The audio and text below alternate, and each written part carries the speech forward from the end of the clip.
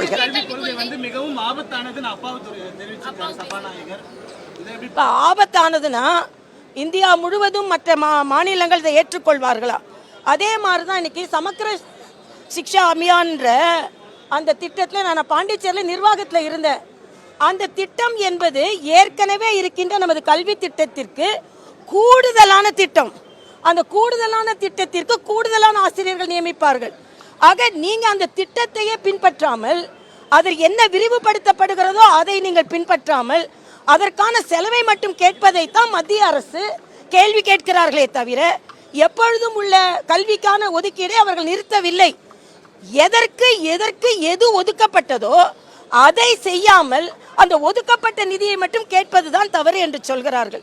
அதனால் மரியாதைக்குரிய பாரத பிரதமருக்கு தமிழகத்தில் உள்ள அமைச்சர்களை விட அதிக அக்கறை இருப்பதனால்தான் புதிய கல்விக் கொள்கை ஒன்றை கொண்டு வந்து, பாரத பிரதமர் கொண்டு வரல, கஸ்தூரி ரங்கன் தலைமையில் 2 ஆண்டுகளாக பல லட்சம் பேர் கருத்து சொல்லி கொண்டு வந்தது அது.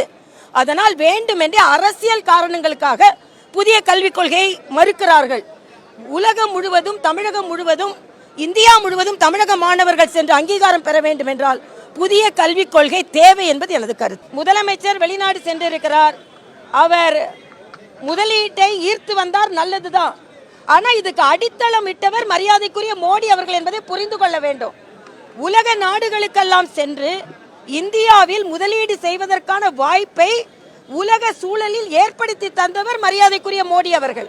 ஆக இன்னைக்கு தமிழ்நாட்டிலிருந்து திடீர்னு போனா உடனே அயல் நாட்டு கம்பெனிகள்லாம் தமிழ்நாட்டுக்கு வந்துட மாட்டாங்க. பாரத தேசத்தை ஒரு வலிமையான தலைவர் ஆள்கிறார் என்ற வகையில் தான் தமிழ்நாட்டிற்கு வருகின்ற முதலீடுகளும். ஆனா இன்று காலையில பத்திரிகைகள் பார்த்தீர்கள் என்றால் அவர்கள் இன்று சொல்லுகின்ற அத்தனை நிறுவனங்களும் ஏற்கனவே தமிழ்நாட்டில் இருக்கிற நிறுவனங்கள் தான், எதுவுமே புது நிறுவனங்கள் இல்லை. அதனால தமிழக அரசும் அண்ணன் ஸ்டாலின் அவர்களும் விவரமாக எங்களுக்கு தகவல் சொல்ல வேண்டும். எங்களுக்குன்னா மக்களுக்கு புதிய கம்பெனிகள் எதுவும் இல்லை. இன்று காலை அவர் எந்தெந்த நிறுவனங்களோடு ஒப்பந்தம் செய்து கொண்டார் என்று பார்த்தால் எல்லா நிறுவனங்களும் ஏற்கனவே தமிழகத்தில் நிறுவனங்களாக செயலாற்றி வரும் நிறுவனங்கள் தான். ஆக தயவு செய்து தமிழக மக்களை ஏமாற்றாமல் நீங்கள் சென்றிருப்பது சுற்றுலாவா, இல்லை என்றால் தமிழகத்திற்கு கொண்டு வரக்கூடிய முதலீடா என்பதை தெளிவுபடுத்த வேண்டும் என்பதும் நான் தெரிவித்துள்ளேன். செய்திகளை உடனுக்குடனும் துல்லியமாகவும் தெரிந்து கொள்ள சப்ஸ்கிரைப் பண்ணுங்க.